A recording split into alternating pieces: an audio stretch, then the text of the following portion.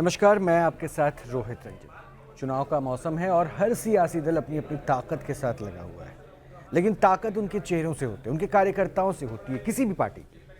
अब ऐसे में सवाल ये है कि अपनी अपनी पार्टियों को जिताने के लिए वो चेहरे कितनी ज़्यादा जोर आजमाइश करते हैं, कितनी क्षमता के साथ मैदान में कूदते हैं, और इन्हीं सैनिकों के सहारे ही कोई पार्टी आगे जीत के पहुँचती है। और इस वक्त जिनसे मैं बात करने वाला हूँ, गौरव वल्लभ साहब हैं। गौरव वल्लभ वैसे तो कल से पहले तक कांग्रेस में थे, लेकिन अब कांग्रेस को छोड़कर बीजेपी में आ चुके हैं, इसलिए एक्स कांग्रेसी और मौजूदा वक्त में भाजपा के गौरव वल्लभ हमारे साथ है। पहले तो स्वागत है गौरव वल्लभ साहब।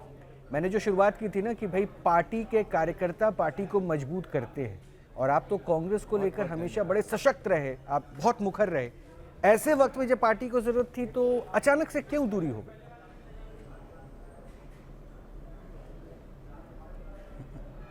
अचानक से नहीं कुछ हुआ। पिछले 6 महीने से मैं पार्टी के हर शीर्ष नेता के पास जाके बोल रहा था कि जब कांग्रेस के नेता और कांग्रेस के एलाइज सनातन को गाली देते हैं और आप यहाँ पर चुप रहते हो, तो आप उस सनातन की गाली को एक्सेप्ट करते हो। मैं उस महापाप का दोषी नहीं बन सकता। मैंने जब भगवान श्री राम की प्राण प्रतिष्ठा का न्योता कांग्रेस ने नकारा, बार बार कांग्रेस के सभी शीर्ष नेताओं को कहा कि पॉलिटिकल लाभ हानि एक अलग चीज़ है, पर ये एक तरह का राजनीतिक पाप है, और हमारे धर्म में लिखा है कि पाप और पुण्य का इसी जन्म में भुगतना पड़ता और इसी जन्म में लाभ मिलता है। मैं उस पाप का दोषी नहीं बन सकता। अचानक नहीं किया। जब से राम जन्मभूमि का प्राण प्रतिष्ठा को न्योते को ठुकराया गया, उसके बाद से मैंने एक भी प्रेस वार्ता नहीं करी। उसके बाद से मैंने एक भी टीवी डिबेट नहीं करी। मैं जाके कन्विंस करने की कोशिश करता रहा। मैंने कांग्रेस को हर फोरम में बोला कि सुबह से शाम तक देश के वेल्थ क्रिएटर्स को गाली देने से कुछ लाभ नहीं होगा।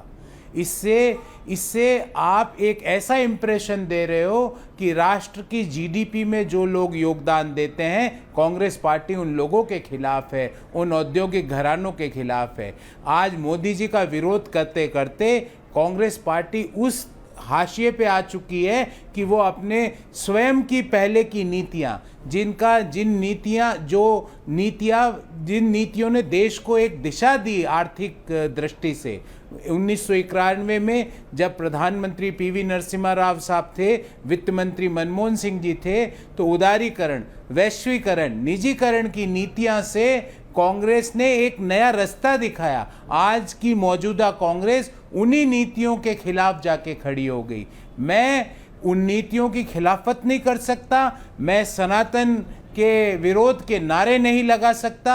मैं प्रभु राम की प्राण प्रतिष्ठा का न्योता ठुकराने वाले लोगों के साथ एक क्षण भी नहीं रह सकता। गौरव वल्लभ ये कह रहे हैं कि कांग्रेस में जो लोग हैं वो सनातन विरोधी हैं और सनातन के विरोध में चूंकि वो नारे लगाते हैं, इसलिए वो वहां पे सरवाइव कर पा रहे हैं।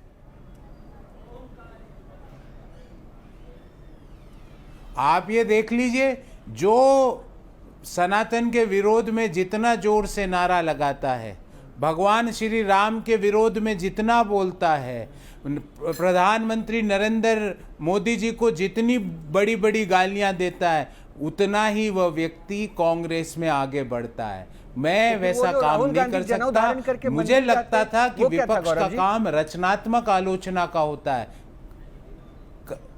मैं किसी व्यक्ति विशेष पे टिप्पणी ना तो पहले करता था, ना आज करूंगा, ना आने वाले समय में करूंगा। मैं नीतियों पे बात करता हूं। राहुल गांधी क्या करते हैं, प्रियंका गांधी क्या करती हैं, वो उनका इश्यू है। पर ये मैं कह सकता हूं कि राहुल गांधी जी को सनातन के विरोध में जो नारा लगाते हैं, तो राहुल गांधी जी उसका विरोध नहीं करते हैं। राहुल गांधी जी ने भगवान श्री राम की प्राण प्रतिष्ठा का न्योता को ठुकराया है।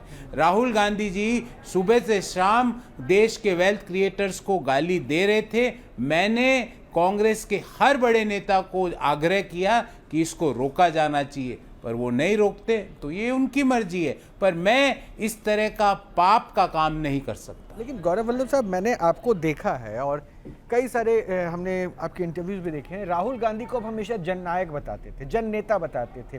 बच्चे बच्चे की आवाज़ राहुल गांधी, और आप कहते हैं कि राहुल गांधी में, आप ठीक है विशेष टिप्पणी ना करें किसी व्यक्ति विशेष पर, लेकिन आप कहीं ना कहीं विजन की कमी तो बता रहे हैं। जी, मैंने कुछ नहीं बोला है। मैं इश्यू बेस्ड बात कर रहा हूँ, मैं इश्यू बेस्ड बात कर रहा हूँ, मैं नीतिगत बात कर रहा हूँ। क्या कांग्रेस ने सनातन के विरोध करने वाले लोगों के खिलाफ एक शब्द भी बोला? मुझे बताओ, किसी ने बोला हो तो। क्या कांग्रेस के नेताओं ने भगवान श्री राम के प्राण प्रतिष्ठा का न्योता ठुकरा के पाप नहीं किया? मैं हर देशवासी से पूछता हूं। आज मुझे हजारों कांग्रेस के कार्यकर्ता कह रहे हैं कि सर, हमारे मन की जो भावना है वो आप व्यक्त कर रहे हो। क्या कांग्रेस आज स्वयं की liberalisation, privatisation, globalisation, opening up of economy की नीति का विरोध करती हुई नहीं दिख रही है? देश में हर विनिवेश का कांग्रेस ने मुखर होकर विरोध किया। भले ही एयर इंडिया को जब बेचा गया, एक औद्योगिक घराने ने खरीदा, कांग्रेस ने उस औद्योगिक घराने के खिलाफ भी बातें करना चालू कर दी।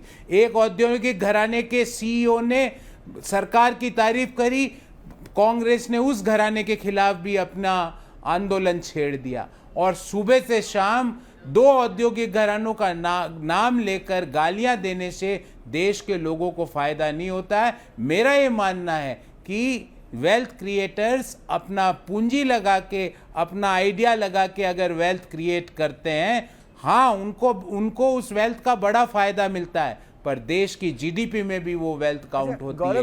देश में एम्प्लॉयमेंट क्रिएशन भी होता है। जब पार्टी में सुबह थे, से तो क्या शाम आपने ये महसूस किया लोगों कि शायद कॉर्पोरेट हाउसेस को गाली देने से कोई दो फायदा बड़े इंडस्ट्रियलिस्ट को बार बार निशाने पे लेना, ये शायद कहने की बातें हों और पीछे से कुछ और स्ट्रेटेजी? क्योंकि जब आप कांग्रेस में थे तब राजस्थान में ही अडानी की तरफ से इन्वेस्टमेंट होता है गहलोत सरकार में।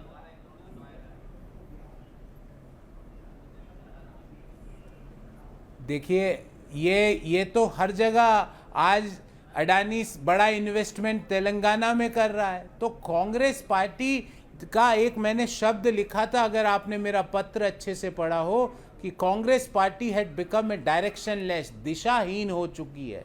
कभी अचानक से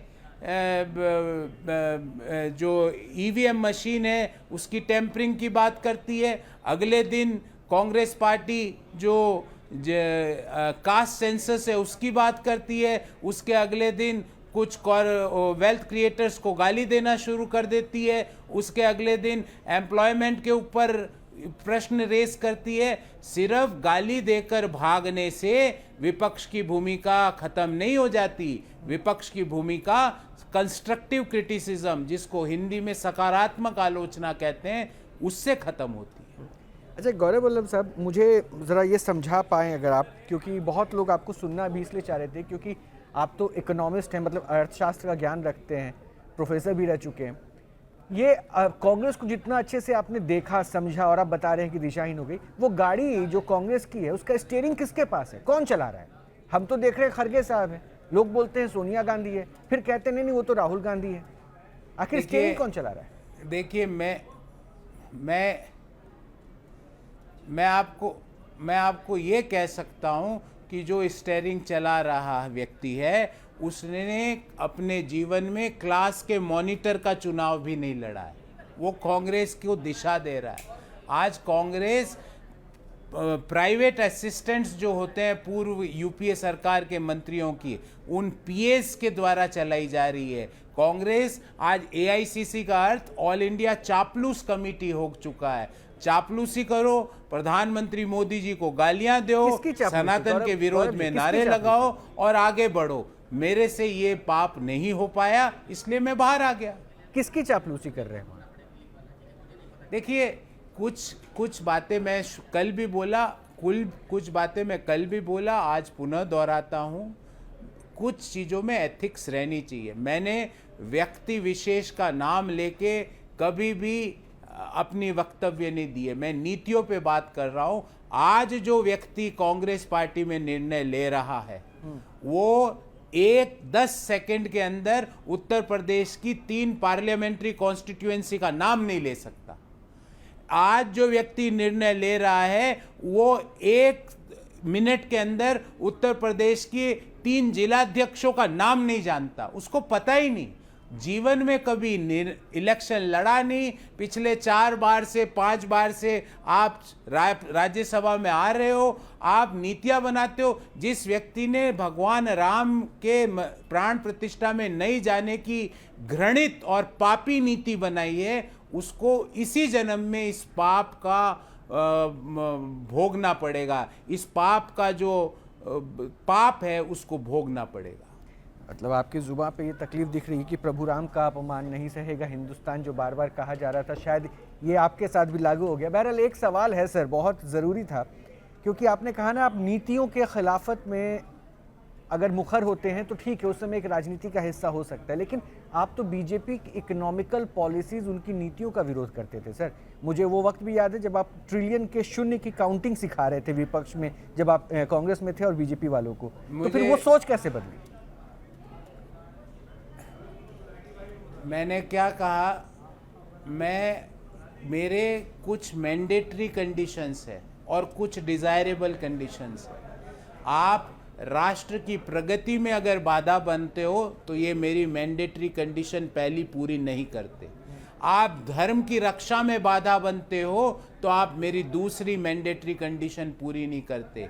आप इकोनॉमिक सेकुलरिज्म पे बाधा बनते हो, और इकोनॉमिक सेकुलरिज्म का अर्थ है जब प्रधानमंत्री जी कहते हैं कि 2047 में मैं विकसित भारत का संकल्प रखता हूं देश के सामने, आप उसका मजाक उड़ाते हो, उसमें बाधा उत्पन्न करते हो, तो आप इकोनॉमिक सेकुलरिज्म में बाधा उत्पन्न करते हो। ये 3 मेरे जीवन की मैंडेटरी कंडीशन है। इन मैंडेटरी कंडीशन पर अगर आप आघात करोगे तो प्रोफेसर गौरव वल्लभ 1 सेकंड भी उन चीज़ों को सहन नहीं करेगा। रही बात कि आप तो पहले भी इकोनॉमिक पॉलिसीज़ का ऊपर सवाल उठाते थे, मैं सवाल उठाता था, मैं कह रहा हूँ, पर मैं सकारात्मक आलोचना करता था। मैं उस पॉलिसी में क्या फेरबदल होना चाहिए, ये बात भी अपनी प्रेस वार्ताओं में, अपनी टीवी अपीयरेंसेस में हमेशा रखता था देश के सामने। अच्छा, कांग्रेस में रह के एक सवाल ज़रूर लोग उठाते थे कि इस देश में जो है डर का माहौल है। अब बीजेपी में आप आ गए हैं तो क्या वो डर महसूस होता हुआ लग रहा है? क्या डर है, या बीजेपी दरअसल हिंदुत्व की बात करती है तो गलत करती है?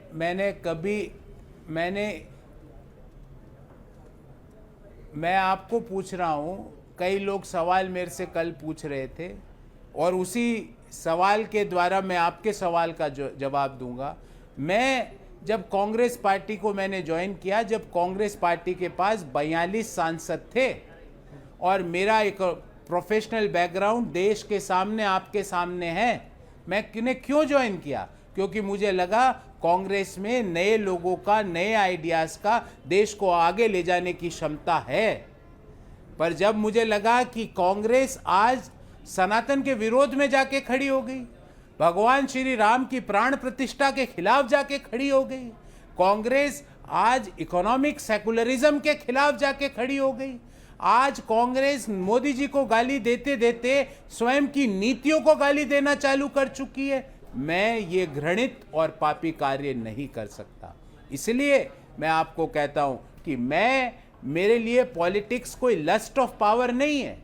मैंने 42 सांसदों वाली कांग्रेस को ज्वाइन किया क्योंकि मैं सोचता था कि मैं वहां कंट्रीब्यूट कर सकता हूं। और आज भी जब मैं भारतीय जनता पार्टी में आया तो मैंने इंतजार किया कि सबसे पहले सारे टिकटों का वितरण हो जाए, ताकि लोगों को यह ना लगे कोई मैं टिकट लेने के लिए एक दल से दूसरे दल में आ गया। टिकट लेना, एमपी बनना, एमएलए बनना बहुत छोटी चीजें हैं। सबसे पहली चीज मैं कहता हूं, राष्ट्र निर्माण में हर व्यक्ति की भागीदारी होनी चाहिए। दूसरी, धर्म की रक्षा के लिए हर व्यक्ति को तत्पर रहना चाहिए। और तीसरी बात कि जो इकोनॉमिक सेकुलरिज्म है, वो इकोनॉमिक सेकुलरिज्म की प्रीमाइज नहीं हिलनी चाहिए। इन तीनों मुद्दों को लेकर मैंने कांग्रेस पार्टी ज्वाइन करी। पर जब मेरे बार बार कहने के बावजूद, और मैंने एक नेता नहीं, हर नेता को चेताया, हर बड़े नेता को चेताया, पर उन्होंने मेरी एक ना सुनी, तो आज मेरे को विवश होकर, बाध्य होकर कांग्रेस पार्टी से बाहर आना पड़ा। और जो मेरी 3 मैंडेटरी कंडीशंस है वो प्रधानमंत्री मोदी जी के नेतृत्व वाली भारतीय जनता पार्टी में वो तीनों कंडीशन आज देश पूरा होते हुए देख रहा है। चलिए सर, इसलिए मैंने भारतीय जनता पार्टी उम्मीद ज्वाइन करना उचित उम्मीद है कि समझा, आपकी क्योंकि मैं ये जो नई क्या यात्रा करूंगा शुरू हुई क्या है नहीं ना, करूंगा नहीं मैं कह सकता, नई पार्टी के पर साथ नई यात्रा शुरू हुई है, वो 2047 में अच्छी विकसित रहे। भारत और का संकल्प जरूर, क्योंकि उसमें विपक्ष में अपना रहकर आपने जरूर। ट्रिलियन में कितने शून्य होते हैं वो आपने सिखाया था बीजेपी के नेताओं को, तो अब चूंकि आप यहाँ आगे हैं तो हो सकता है वो मैसेज और आगे कन्वे करेंगे। बहुत बहुत शुक्रिया हमसे जुड़ने के लिए। मैं तो सिर्फ अभी आपको कहूँगा ऑल द बेस्ट।